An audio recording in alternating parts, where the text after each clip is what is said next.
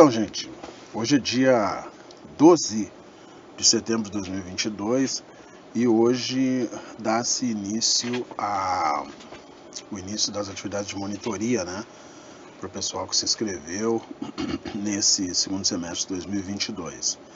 Meu nome é Dionei Severo, sou aluno do nono semestre do Direito, né, e a minha missão é trabalhar em cima do direito constitucional, no caso, direito constitucional 2, destinado ao quarto período, né, onde o titular da disciplina é o professor Alex. Então, nós pessoalmente já fizemos essa apresentação, talvez quem não estivesse lá na aula não me conhecesse, mas tem até uma particularidade, porque o quarto período fica quase do lado ali do nono período, no andar superior ali do prédio do direito, né? Então eu estou bem próximo ali, né? Qualquer coisa a gente está ali. E o principal então é que a gente consiga passar algumas noções ali desse direito constitucional, que a gente sabe que é um tema bastante árduo, né? Porque ele é um tema assim um pouco abstrato, né? Porque por mais que nós tenhamos um país com o nosso governo, etc, nosso dia a dia, nossas atividades de trabalho, nós às vezes só paramos para escutar as notícias quando chega a noite, né? É a hora de ver o Jornal Nacional, a gente vê que aconteceu isso ou aquilo, né? E principalmente quando a notícia é mais grave, né, que envolve lá o Congresso, os senadores que tomaram uma decisão, etc. Aí nós tomamos contato, né, com aquela turma, com a parte política que se envolve com o direito constitucional. Claro que também temos o lado de que, ultimamente, o Supremo Tribunal Federal, né, que é a corte máxima do país, ele tem tido assim uma atuação muito forte no nosso dia a dia, né? Que a gente chama isso de ativismo político, né? Que o Supremo interpreta leis, etc, e quando não deveria ser ele que devesse fazer isso, ele tinha que apenas julgar.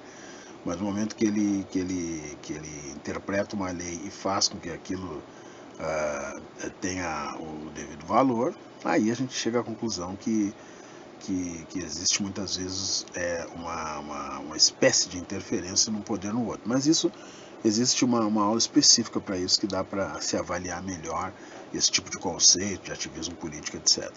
Então, diante da nossa ementa, posso dizer então que é isso. Ela começa na organização do Estado, passa pelos sistemas de governo, poder legislativo, o executivo, os ministros, os conselhos da República, o poder judiciário, os órgãos da Justiça da União, interessa muito para nós, somos do direito, né?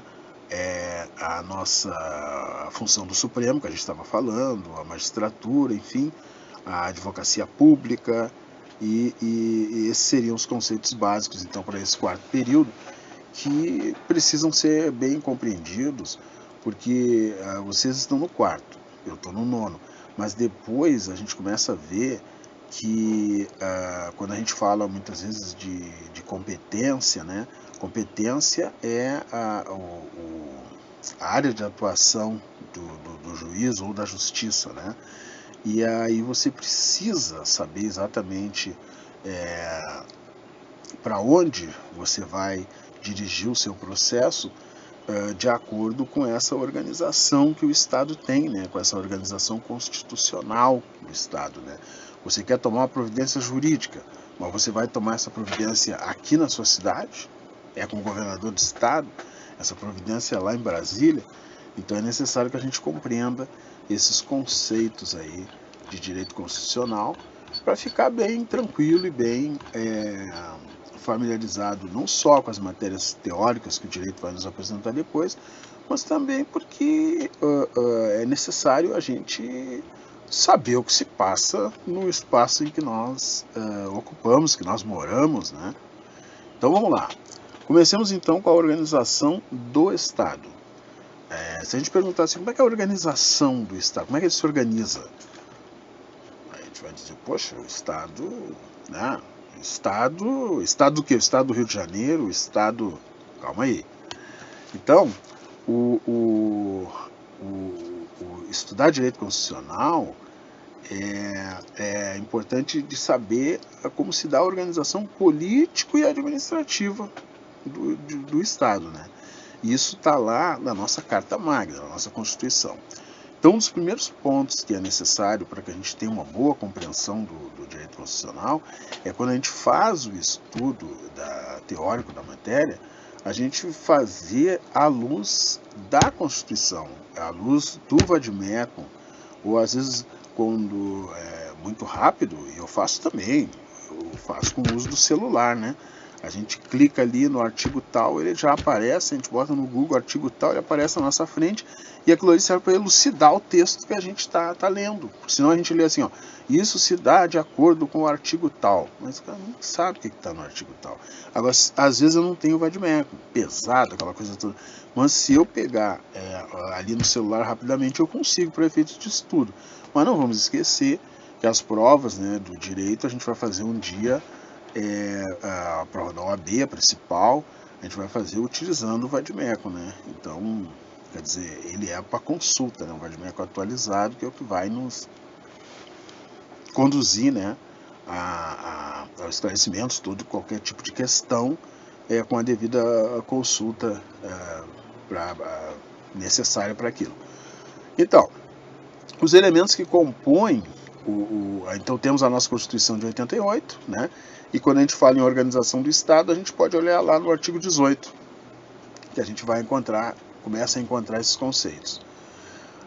Mas antes disso, para que haja um Estado, a gente precisa ter um conceito aí que é importante, que é o conceito de território.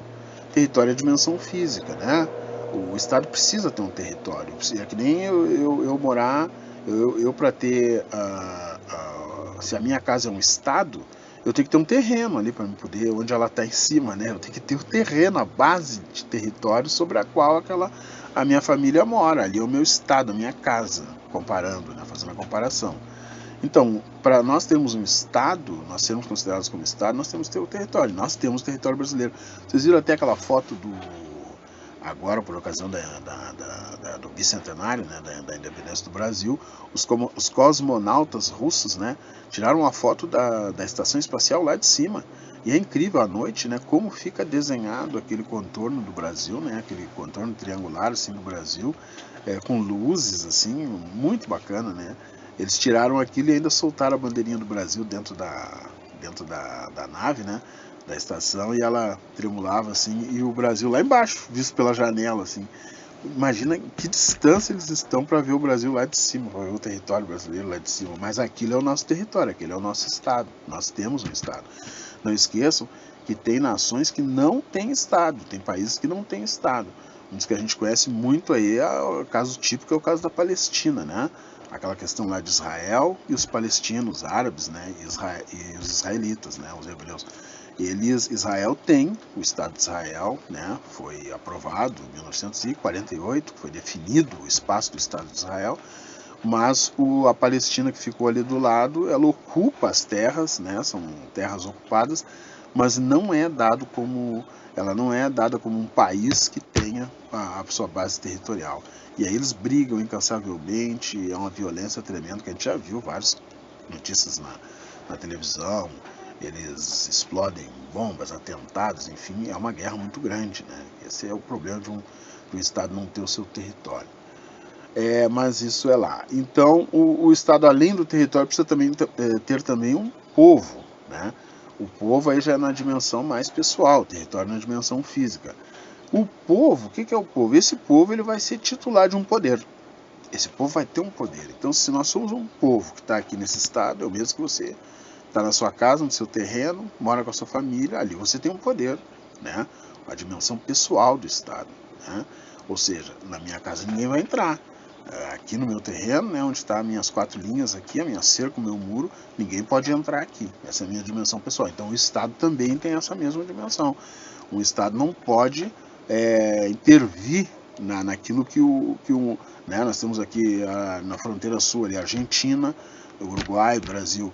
A Argentina não pode entrar aqui dentro do Brasil e dizer, vocês têm que fazer tal coisa de tal maneira. Assim como o Brasil também não pode entrar lá na Argentina e dizer, hajam assim, assim, assado. Já houveram guerras anteriores em que esses países agiram um sobre o outro, as guerras platinas, aquilo que a história nos conta, né? Mas hoje o que se tem em termos de soberania, né, é que um povo ocupa esse território e esse povo é soberano, ele é titular do soberano. Depois a gente vai ver a importância de ser soberano para que esse povo possa fazer a sua própria Constituição, né? Então, a Constituição nossa, então, ela fala lá no seu artigo 1º, no parágrafo único, diz assim, ó, que todo poder emana do povo, né? Que o exerce por meio de representantes eleitos diretamente nos termos dessa Constituição, isso, né? Exerce por meio de representantes eleitos ou diretamente nos termos dessa Constituição. Quer dizer, tem um povo que vai exercer ali através dos seus representantes, no caso não é o povo que manda, o povo tem o deputado, tem o senador, tem etc, né? Para representá-lo e para poder fazer valer a sua vontade dentro daquele seu território. Logo após, nós entramos no conceito de soberania, né? O Estado tem soberania, isso é a dimensão política do Estado, então, que a gente está falando, né? Soberania, então, é aquele direito de ir e vir, é um exercício de poder supremo, é o máximo que o Estado pode ter, é soberania, ou seja, o Aristóteles falava sobre isso, né? Que esse poder assim de dizer o que vai acontecer dentro do teu Estado, dentro da tua casa, ele pode estar nas mãos de um só, pode estar na mão do pai, ou de uma minoria, às vezes ali em termos de Estado, né? Uma minoria que tenha mais condições de mandar, os mais esclarecidos, né? Ou maioria, ou, né, a maioria manda. Aí depende de como esse Estado vai se organizar, né? Mas o Aristóteles, já na Grécia Antiga, já falava isso, né? Que esse poder supremo do Estado pode ser exercido por pela minoria, pela maioria, né? Aí ele dizia também que a principal dificuldade é saber o quê? A quem deve caber o exercício da soberania, né? Então, os estados brigam muito por isso, né? Uns querem que seja um só que decida, outros querem que, né? Aí já houve casos, né, de ditaduras, que um manda e ninguém fala mais nada. Aí já entra nos outros conceitos que a gente vai ver mais à frente, né? Mas Aristóteles já falava naquela Grécia Antiga, né? Mas indo, quando a gente se dirige para a nossa realidade, para o nosso dia a dia, nós vamos ver que tem dois tipos de estados que a gente pode observar, né? Um é o estado unitário, né? Estado unitário vem de um, né? Então é aquele assim que o poder político está nas mãos de um só manda. Vamos dar um exemplo assim, um estado unitário, que por mais que a gente possa dizer que não é, né? Mas acaba sendo. Quem é que manda lá na Rússia, lá, que está atacando a Ucrânia? A princípio aquilo lá é um estado unitário. Tem toda a história, União Soviética, a União das Repúblicas Socialistas Soviéticas, a emancipação daqueles países lá e tal, mas quem a gente vê mandando é o Vladimir Putin, né? E tem o congresso deles, que é a Duma, que eles chamam, né? Mas lá eles não apitam muito. Porque eu acho que ele já chega lá e já diz, vamos aprovar tal coisa. Aí os caras só se reúnem e dizem, tá, vamos aprovar, né? Então é um estado unitário, né? Nós tivemos aqui um exemplo de estado unitário.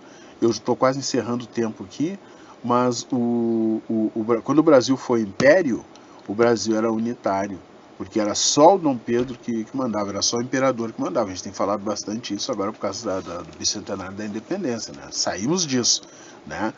Então, nesse estado unitário, ele até tem os outros, até tem as províncias que havia na época, né?